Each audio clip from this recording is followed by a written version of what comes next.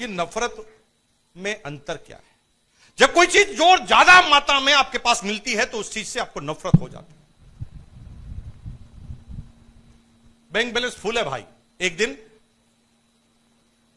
ATM से पैसा निकालना जाता था ना मैं, तो मैं पहले पैसा नहीं निकालता था, पहले बैलेंस चेक करता था।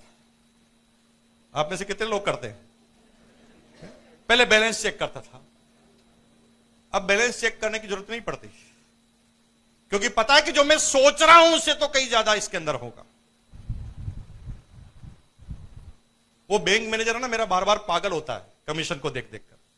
उसको समझ में नहीं आता, क्योंकि हर 2 साल में बैंक मैनेजर चेंज हो जाता है और ग्राहक तो वो का वही रहता है। अब मैं वहां जाता हूं तो सब लोग इंट्रोड्यूस कराता है, सर इनका अकाउंट सबसे जोरदार है सर, सबसे ज्यादा डिपॉजिट इनके पास है सर, ये हमारे बेस्ट ग्राहक है। तो वो उससे मेरे से हाथ मिलाता और मेरे को बिठाता, चाय नाश्ता करवाता। लेकिन मन ही मन सोचता है कि एक निठल्ला आदमी 2-2 घंटे यहां पर बैठा रहता है, इसको कंपनी इतना पैसा देती क्यों है?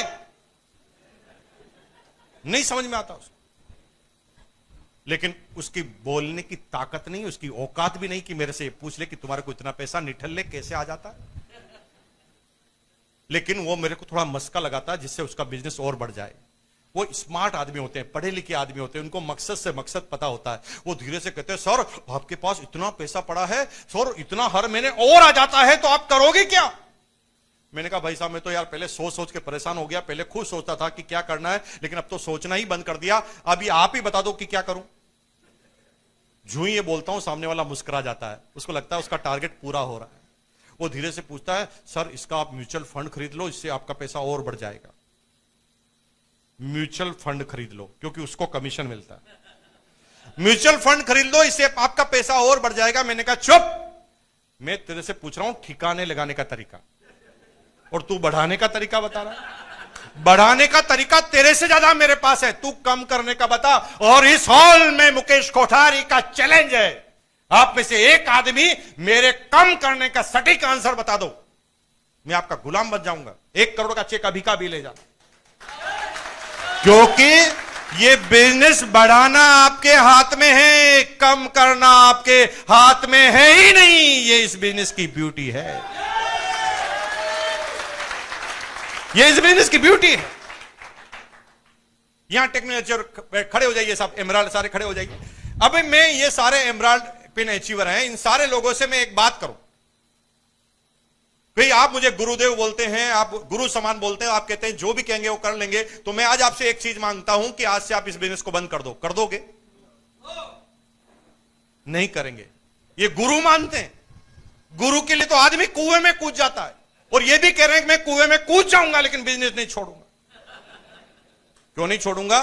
क्योंकि मन ही मन इनको एक बात समझ में आ रही है कि मुकेश कोठारी ये बड़ी बड़ी बातें तू इसलिए कर रहा है कि तेरे को इनकम आती है, तेरे सपने पूरे हो गए, हमारे कहां पूरे हुए? हमारे पूरे नहीं हुए और हम छोड़ दें? बैठ जाइए, इस बात को समझिए। यहां पर आपका बिजनेस आपके हाथ में नहीं होता, आपकी डाउनलाइन के सपनों में कन्वर्ट हो जाता है। और जब तक इस हिंदुस्तान में, जब तक इस पृथ्वी पर आरसीएम बिजनेस का किसी भी व्यक्ति का सपना जीवित रहेगा, मुकेश कोठारी की इनकम को कम करना किसी के बस के हाथ ही नहीं।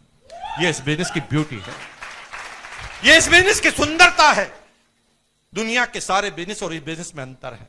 दुनिया में तो सारे बिजनेस तब चलते हैं जब पड़ोसी की दुकान आप बंद कराते हैं। जितना पड़ोसी की दुकान आप बंद करा दोगे उतने आप हिट हो जाओगे। लेकिन यह बिजनेस बिल्कुल उल्टा है, जब तक पड़ोसी की दुकान को आप चला ना दो तब तक आपकी चलने वाली नहीं।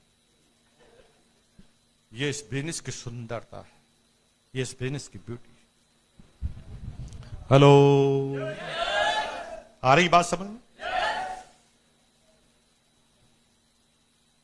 लेकिन मैंने अपने इस बिजनेस के इनकम के बारे में आपको नहीं बताया, क्योंकि जो इनकम इस बिजनेस से आती है उससे 4 गुना इनकम तो मेरे पास दूसरे बिजनेस सोर्स है, उससे आती है। और ये सारे सोर्स इसलिए चालू हुए क्योंकि मैंने सही निर्णय करके आरसीएम किया, और आरसीएम ही वो वजह थी जिससे मैंने अपने ब्रेक इवन पॉइंट को तोड़ा। मेरी जो भी सोच थी उससे ज्यादा इनकम को मैं लेकर गया। लेकिन बहुत सारे चैलेंज आएंगे आप काम करेंगे तो, और उन्हीं चैलेंजों पे मैं सब्जेक्ट पे आपका मुंह मोड़ना चाहता हूं। कौन आदमी कामयाब होता है, कौन आदमी कामयाब नहीं होता, उन चीजों को आप समझ जाएंगे, पूरा बिजनेस समझ में आ जाएगा। कई बार आप थोड़ा आगे बढ़ेंगे तो लोग आपको कहेंगे किस्मत बहुत अच्छी है आपकी, बहुत अच्छी किस्मत है, इसलिए आप आगे बढ़ गए हैं, तकदीर लिखा के आए हैं। मेरे भाई, तकदीर किनकी चलती है, पहले इस चीज को समझ जाना। अंग्रेजी में आपने सुना है, और मैं पिछली बार मीटिंग में आया था तो भी आपको समझा के गया था। लक का मतलब ही है लेबर अंडर करेक्ट नॉलेज। अगर सही नॉलेज के साथ काम करोगे तो तकदीर चलने वाली है, नॉलेज अगर सही नहीं है तो तकदीर चलने वाली नहीं है। जिसका जितना नॉलेज ज्यादा है वो उतना ही ज्यादा कामयाब है। रिलायंस जियो का नेटवर्क है ना भाई साहब, रिलायंस जियो, यह हिंदुस्तान का सबसे बड़ा मोबाइल नेटवर्क है, वर्ल्ड का तीसरे नंबर का। और आपको आश्चर्य होगा, रिलायंस जियो का नेटवर्क है वो टावर पर डिपेंड करता है। कोई भी कंपनी की अमीरता की वैल्यू को कैसे आंका जाता है मोबाइल में, कि इस कंपनी के पास कितने टावर है, ये कितने लोगों को कवर करते हैं। हिंदुस्तान में सबसे ज्यादा टावर है जियो के पास। मजे की बात है कि वो टावर है ना, आपस में जुड़े रहते हैं केबल से, यस और नो। और केबल गड्ढों में गाड़ कर एक टावर से दूसरे टावर तक पहुंचाई जाती है, यस और नो। लेकिन मजे की बात है, जिस पूरी कंपनी का भविष्य गड्ढों पर डिपेंड है, कहानी बिल्कुल उल्टी है। जो गड्ढे खोद रहा है उसको 300 रुपए मिल रहे हैं, क्योंकि गड्ढे खोदने वाले को यह पता ही नहीं है कि इसमें आदमी गाड़ेंगे कि केबल गाड़ेंगे। वो नॉलेज नहीं रखता, इसलिए 300 रुपए है। गड्ढे से पूरी कंपनी चलने वाली है, लेकिन गड्ढे खोदने वाले को अगर नॉलेज नहीं है तो 300 रुपए है। उसके ऊपर एक सुपरवाइजर है जो 1500 रुपए कमाता है, उसको यह पता है कि गड्ढा कितना गहरा खोदना है और कहां तक खोदना है। यानी जो ही थोड़ा सा गड्ढे का नॉलेज बढ़ाया, रेट 1500 हो गई। उसके ऊपर एक मैनेजर है जो 1.5 लाख रुपए कमाता है। वो मैनेजर 1.5 लाख रुपए कमाता है, उसको यह पता है कि मुझे ये गड्ढे कितने दिन में कंप्लीट करवाने हैं, मेरा टारगेट कितना है, मैं कितने लोगों को लगाऊंगा तो ये गड्ढा कितने दिन में खुद जाएगा। थोड़ा सा नॉलेज ज्यादा है, इनकम बढ़ती जा रही है। उसके ऊपर एक ठेकेदार है जो 1.5 करोड़ रुपए कमाता है। उसका नॉलेज उन गड्ढों के प्रति और ज्यादा है। उसके ऊपर एक डायरेक्टर है जो कंपनी का मालिक है, उसको यह पता है कि ये गड्ढे मेरे जीवन में कितने महत्वपूर्ण हैं, इन गड्ढों पे मेरा जीवन निर्भर है। इसमें मैं केबल लगाऊंगा, कौन सी केबल लगाऊंगा, कितने टावर लगाऊंगा, कितने लोगों को कवर करूंगा, कितना नेटवर्क रखूंगा, कितना प्लान रखूंगा। जो ही उसकी नॉलेज बढ़ती है, उसकी इनकम अनलिमिटेड हो जाती है। शुरुआत गड्ढे से ही हो रही।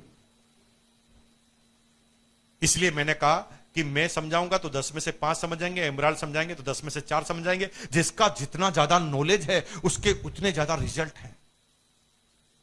जीवन में सबसे बड़ी चीज है नॉलेज को हासिल करना। समझ गए? Labour under correct knowledge. लेकिन जब आप किसी चीज का चयन करें, इस बिजनेस में आप 3 चीजों को कन्वर्ट करते हैं आपस में। सबसे पहले समय को कन्वर्ट करते हैं। आपके पास 24 घंटे हैं, लेकिन आप लोगों का नेटवर्क बनाकर अपने हावर्स को बढ़ाना चालू कर देते हैं। सिक्योरिटी बन जाती है आपकी, क्योंकि आपकी दुकान एक मोहल्ले पर निर्भर है, आपकी दुकान किसी एक आइटम पर निर्भर है, आपकी दुकान किसी एक जिले पर निर्भर है, आपकी दुकान किसी एक पॉलिसी पर डिपेंड है। लेकिन यहां पर आपकी सिक्योरिटी ज्यादा क्यों है? न तो किसी एक आदमी पे आप डिपेंड है, न किसी एक प्रोडक्ट पर आप डिपेंड है, न किसी एक डिस्ट्रिक्ट पर आप डिपेंड है, न किसी एक सब्जेक्ट पर आप डिपेंड है। जिस दिन इस एरिया में कर्फ्यू लगेगा ना, तो मेरा बिजनेस जीरो नहीं होगा। क्यों नहीं होगा? क्योंकि मैं किसी एक एरिया पे काम ही नहीं करता। किसी एक प्रोडक्ट पर रोक लगेगी तो मेरा बिजनेस जीरो नहीं होगा। किसी में एक प्रोडक्ट पर काम ही नहीं करता, किसी में एक सब्जेक्ट पर काम नहीं करता, किसी एक दिशा में काम नहीं करता। हमारा सिक्योरिटी लेवल ज्यादा है। हम टाइम बढ़ा रहे हैं, हम मनी को मल्टीपल कर रहे हैं। लेकिन सफलता के लिए सबसे बड़ी चीज है आने वाले पूर्वानुमान को समझना। वो लोग हमेशा कामयाब होने वाले हैं जो आने वाले वक्त को पहले समझ जाएंगे। चाहे वो मोबाइल की बात करो, चाहे वो किसी टेक्नोलॉजी की बात करो, वो लोग एडवांस में आगे बढ़ते हैं जिनको भविष्य का पहले ही पता होता है। वो समय बीत गया जब पैसा लगा के पैसा कमाया जाता था। अभी तो वो एंटरप्रेन्योर आपके सामने आ गए हैं जो बिल्कुल भिखारी बनकर घर से निकले थे, आप करोड़पति बन गए, अरबपति बन गए। उन्होंने सिर्फ अपने दिमाग का इस्तेमाल किया, एक ऐप बनाई, लोगों को कन्वर्ट किया, सारे ड्राइवर और गाड़ी वालों को मिलाया, सारे ग्राहकों को मिलाया, दोनों को ऐप में डाल दिया और कहा कि भाई तुम आपस में लेन देन करते रहो, मुझे कमीशन देते रहो। आप समझ रहे हैं कि रोजगार के तरीके पुराने जैसे रहने वाले हैं तो खत्म हो जाएंगे आप बहुत जल्दी, क्योंकि दुनिया इतनी तेज गति से परिवर्तन हो रही है कि आप सोच भी नहीं सकते, इतना तेज गति से बदल रहा है सब कुछ। आज के 20 साल पहले सारे पेंटरों का बिजनेस खत्म हो गया, पता ना, फ्लेक्स मशीन आई, एक फ्लेक्स मशीन आई, सारे पेंटर समाज से ही गायब। आज के 15 साल पहले एसटीडी पीसीओ वाले गायब। जो धंधा सबसे टॉप पर चलता था वो धंधा पूरा का पूरा खत्म हो गया। 5 साल के अंदर, 5 से 10 साल का क्राइटेरिया नोट कर लेना, सारे ड्राइवर गायब होने वाले। अगर नहीं समझते तो आप देखो जाके गूगल पर और नई गाड़ियों के बारे में, नई डिजाइन के बारे में देखिए, गूगल एंड्रॉइड गाड़ियां। आदमी को जो झपकी आ सकती है मशीन को नहीं आ सकती। आपको कुछ नहीं करना है, नेविगेशन डालना है, लिखना है और सो जाओ, गाड़ी ऑटोमेटिक दिल्ली पहुंचा देगी और सही जगह जाके रोक देगी। आदमी तो टकरा सकता है, गाड़ी टकरा नहीं सकती, उसके सेंसर। Driver less car. आप सोच रहे हैं मजदूरी करने वाले तो कमा खा लेगा, नहीं है मजदूरों का भविष्य। अमेजन का सबसे बड़ा गोडाउन है अमेरिका में, वॉशिंगटन के अंदर 10 किलोमीटर लंबा है वो। 10 किलोमीटर लंबा तो केवल गोडाउन है, और आश्चर्य की बात है एक सिंगल आदमी काम नहीं करता वहां पर। 10,000 रोबोट काम करते हैं। रोबोट के दिमाग में ही कंप्यूटर लगा हुआ है। दुनिया के किसी भी कोने से जब ऑर्डर जाता है, दिमाग के सीधा रोबोट के दिमाग के अंदर जाता है। रोबोट वहीं से खड़ा होता है, काम करना चालू करता है, रेक के सामने जाता है, सामान निकालता है, पैक करता है, स्टिकर लगाता है, डिस्पैच। आदमी की जरूरत है। मेरे भाई, जितने भी काम आप कर रहे हैं खत्म होने वाले हैं। आप सोच रहे हैं कि मैं किराने की दुकान लगा लूंगा, मेरे भाई किराने का व्यापार ही खत्म होने वाला है पूरा का पूरा। इसका मतलब कोई खाना बंद कर देगा ऐसा नहीं है। ऑनलाइन, न तो किसी के पास टाइम है, न कोई उधर जाने वाला है, सीधा जो ऑर्डर लिखा तुरंत आ जाएगा। आप देखिए बड़े शहरों में इसका प्रचलन तेज हो गया, बहुत तेज गति से हो गया। कुछ भी मंगाना है, सब्जी मंगानी है, नाश्ता मंगाना है, खाना मंगाना है, जिस भी होटल का खाना मंगाना है, अब तो सर्विस वेंडर है। स्विगी में आप जाएं, फूड पांडा में आप जाएं, वहां पर आपको केवल ऑर्डर देना है, मुझे इस पर्टिकुलर होटल का ये आइटम चाहिए, वो एजेंसी जाएगी वहां से लेकर आपको डिलीवर कर देगी। इतना तेज गति से जा रहा है। लेकिन मेरे भाई, डायरेक्ट सेलिंग एक ऐसा कारोबार है जो नेटवर्क यानी व्यक्तियों पर निर्भर करता है। दुनिया के सारे बिजनेस खत्म हो जाएंगे, लेकिन मेरे भाई आदमियों से चलने वाला बिजनेस खत्म नहीं होगा, क्योंकि जनसंख्या तो बढ़ती जाएगी, बढ़ती जाएगी, बढ़ती जाएगी, ये कम होने वाली नहीं।